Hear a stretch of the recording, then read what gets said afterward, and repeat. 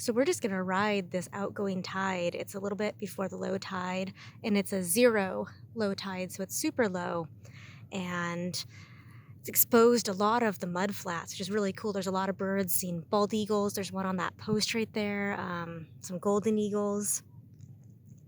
And the other cool thing about these really low tides is that it pushes all of the flounder off the mud flats and just over the edge into a deeper water area. And they'll hang out there just over this ledge, waiting for the tide to come back in so that they can come up to the mud flats and hang out again. They really like that brackish water, the estuary areas where it's a mix of salt and fresh water, because they can't actually regulate salinity in their own bodies, so they can't stay in pure salt water for extended periods of time.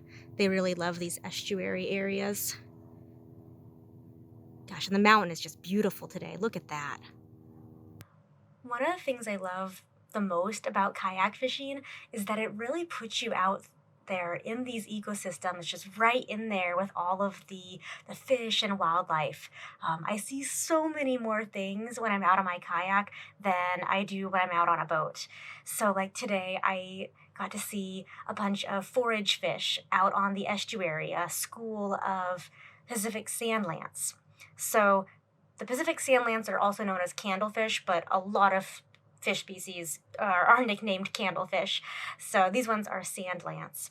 And they're really, really important forage fish for salmon in the Pacific Northwest. So I feel really lucky that I got to see a school of them out on the estuary today. That just, made my day.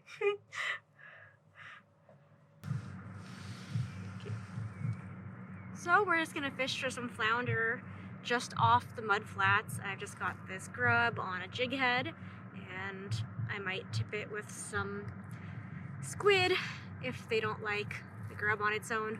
But I'm just gonna drop it to the bottom, bounce it around, see if they like it.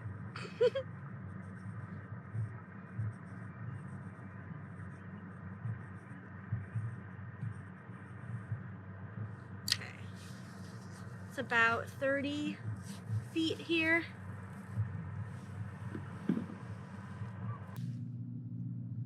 So they weren't biting, so I added a little strip of squid on there.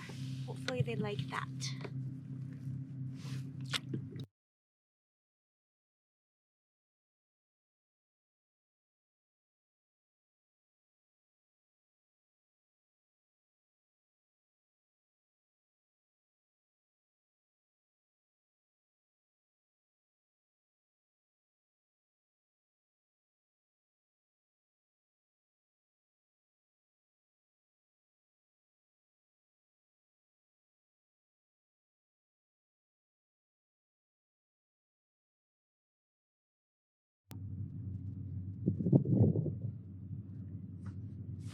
There we go.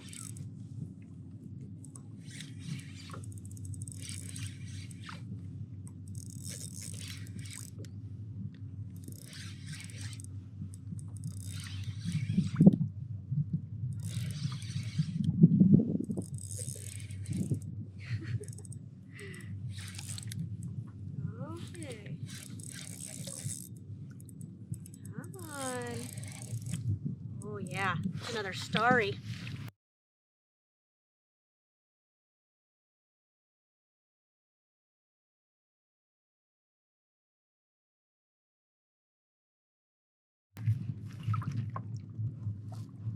Look at that. Oh, that's a nice one. Oh, beautiful. Another starry flounder. Wow. I mean, just look at the stripes on the fins there. The orange and dark brown stripes. Those are really, really beautiful. They have it on the other side as well, on that white bottom side. Very cool. Their skin is so rough. It's like a sandpaper. If you run your hands, it's just, their scales are actually kind of in the shape of a star. That's where they get their name. Like all flatfish, Starry Flounder will start their lives out swimming upright like this, like most fish, and then they transition into swimming more flat like this on the bottom, and that's when their eyes migrate to one side of their body, and the top side gets color and the bottom side turns white. One of the really cool things about starry flounders is that they can camouflage themselves really well, so that they can kind of change a little bit of the coloration of the patterns within those kind of grays, browns, creams on their top side there to match their environment and better camouflage themselves. Oh, there we go. Oh, this one's running with it.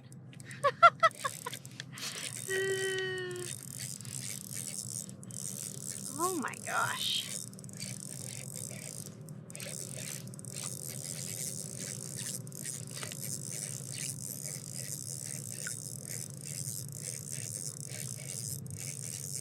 Hope it's a starry and not a rock sole.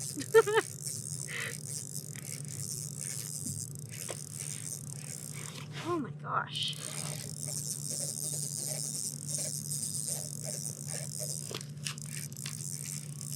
Oh, it's a starry. It's a starry.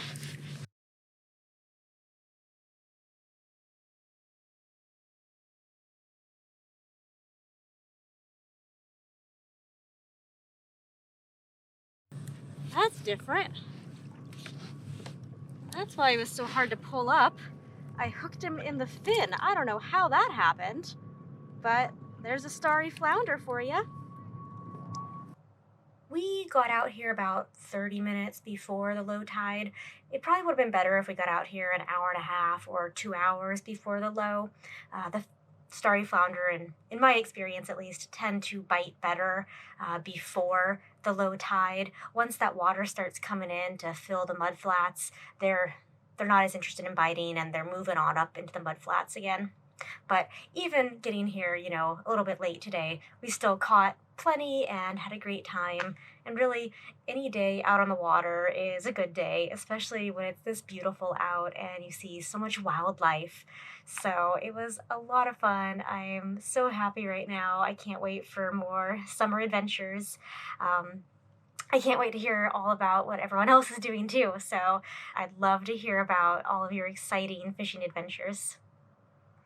So until next time, tight lines, my friends.